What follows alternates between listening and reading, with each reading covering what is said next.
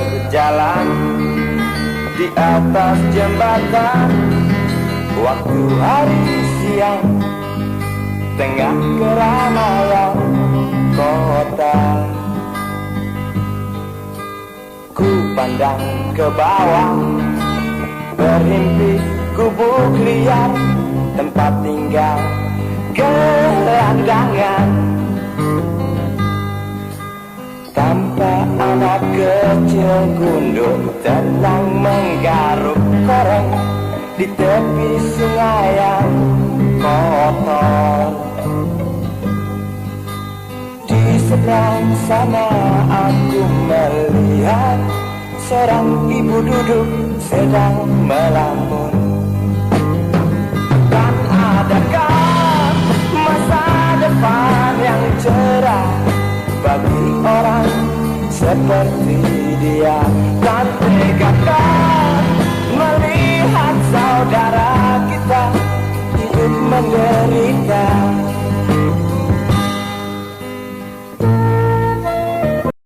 Berbincang-bincang dengan Andi Siswanto untuk kali pertama, kesan pertama yang muncul, orang ini tipe manusia yang terbuka, kocak, dan tak membosankan. Dia memberikan masukan-masukan secara jelas, tetapi juga memberikan batas, mana yang pantas untuk konsumsi publik dan mana yang tidak. Cerdas, tak bertele-tele, dan cepat mengambil kesimpulan dengan tepat. Menyukai hal-hal yang artistik, bisa serius, tetapi tak canggung dalam bercanda. Di antara pekerjaannya yang menumpuk, dia masih santai kongko-kongko hingga larut malam di kota Benggawan. Dan dia suka bergaul dengan segala lapisan, karena itu banyak kawan mulai dari pedagang bakso sampai pejabat.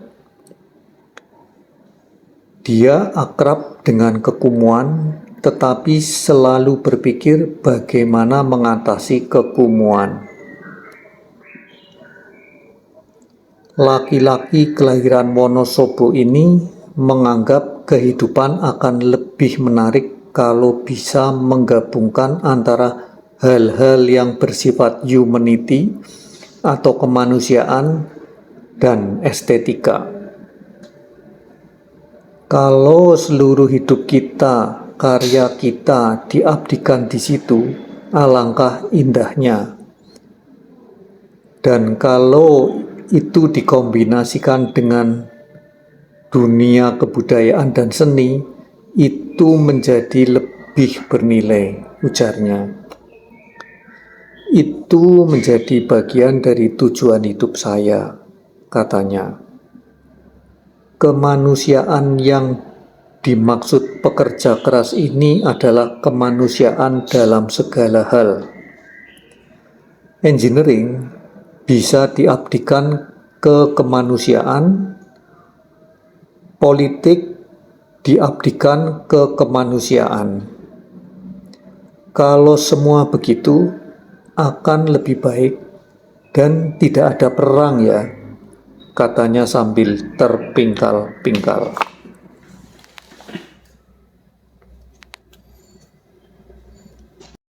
Sekalipun sibuk, dosen Fakultas Teknik Arsitektur Unika Sugio Pranoto Semarang ini termasuk kutu buku.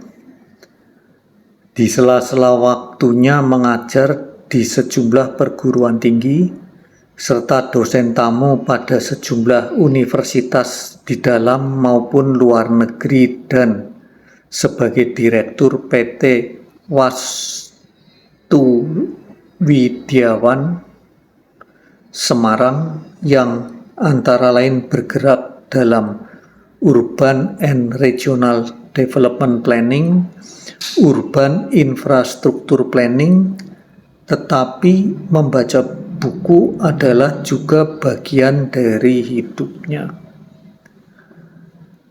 Tak kurang dari 1.000 buah buku terbitan dalam dan luar negeri berderet dirak mari rumahnya di kawasan perumahan Bukit Sari, Gombel, Semarang itu. Dari hari ke hari, buku selalu menjadi santapan rutin. Namun belakangan, kegemarannya itu menurun drastis. Loh, ada apa? Ternyata buku-buku yang dibacanya itu sering tidak kontekstual dengan apa yang ada di Indonesia. Tidak kontekstual dengan problem yang terjadi di negara ini. Sehingga kadang-kadang saya bosan. Sekarang saya ingin apa yang saya baca itu saya tes di lapangan, dan kalau bisa mengembangkan teori-teori baru. Saya sangat senang mempraktekannya, ujarnya. Menurut dia, teori-teori dalam buku itu ternyata ketika dipraktekkan banyak yang harus dimodifikasi. Sehingga akhirnya terciptalah teori baru. Suatu misal,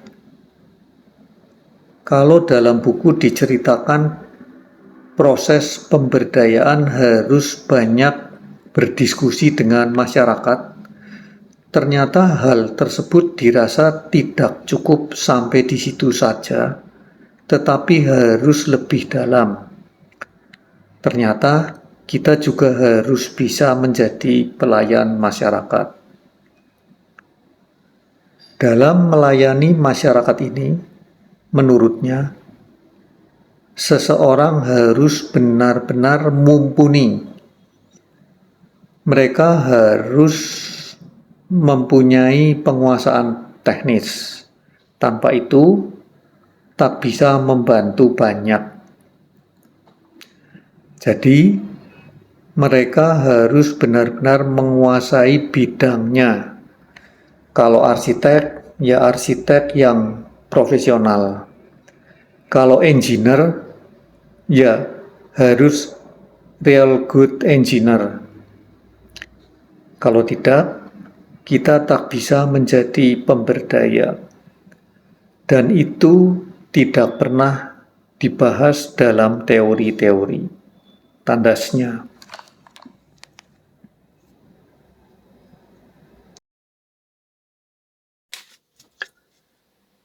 Tentang pemberdayaan ini, dia kurang sependapat pada kegiatan-kegiatan yang hanya bersifat sebatas obrolan tanpa disertai dengan aksi real di lapangan.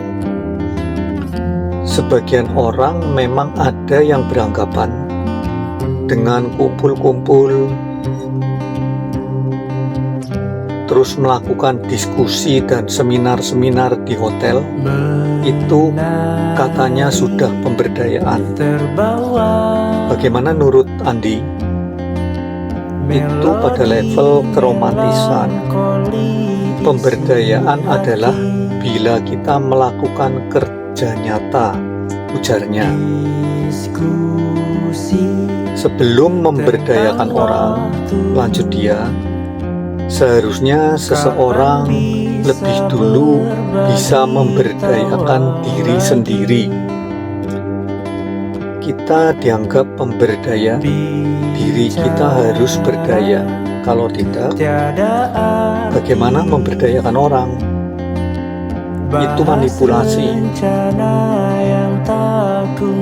Hal-hal seperti itu, katanya, juga tidak dibicarakan di buku.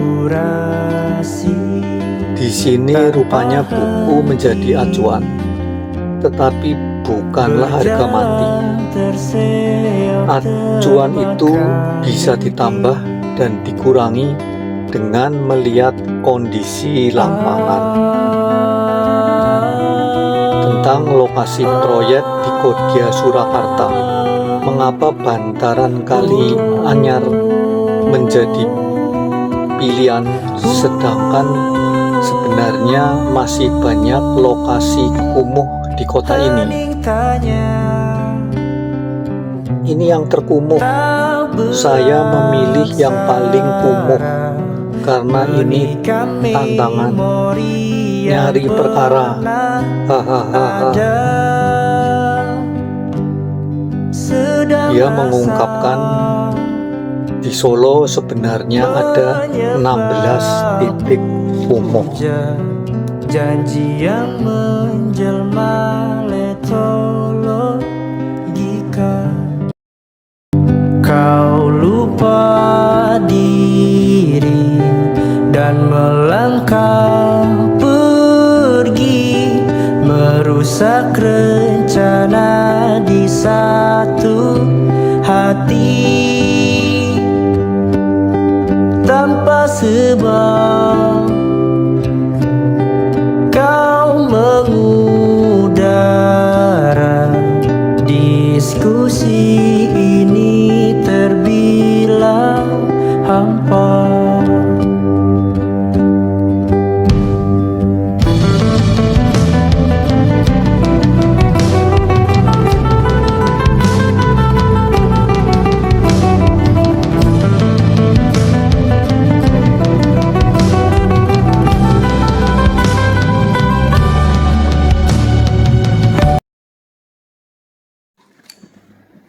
Lulusan UGM tahun 1981 ini mengaku sangat interest pada bidang sosial, politik, filsafat, dan lain-lain sehingga semua dipelajari.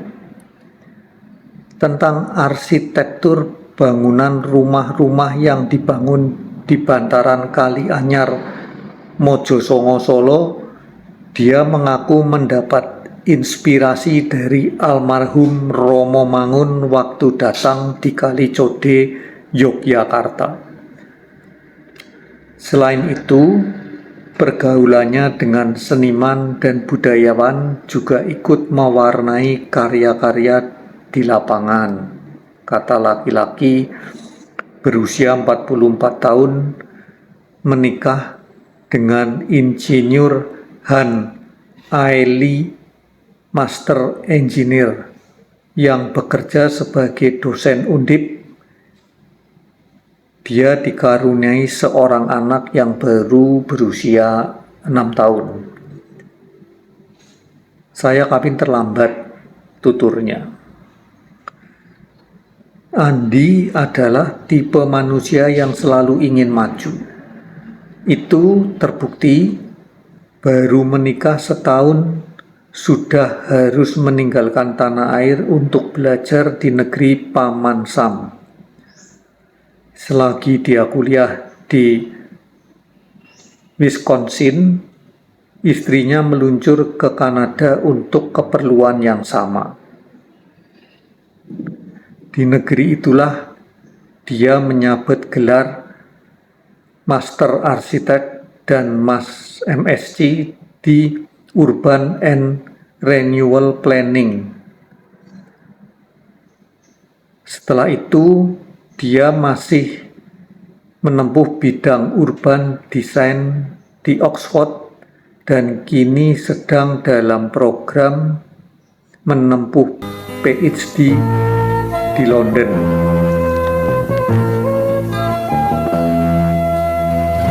Tentang Insinyur Andi Siswanto, tulisannya muncul di harian Suara Merdeka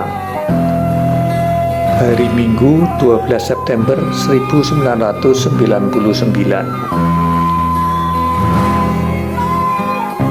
dalam kolom wawancara yang berjudul "Yang tinggal di kota jangan hanya orang kaya". Sekilas tentang Insinyur Andi Siswanto muncul di tulisan menggabung kemanusiaan dan estetika di harian yang sama.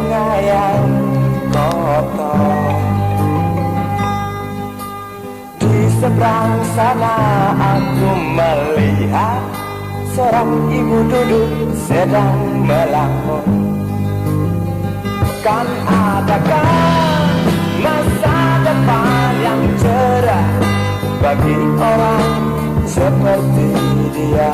Kan tegakah melihat saudara kita hidup menderita?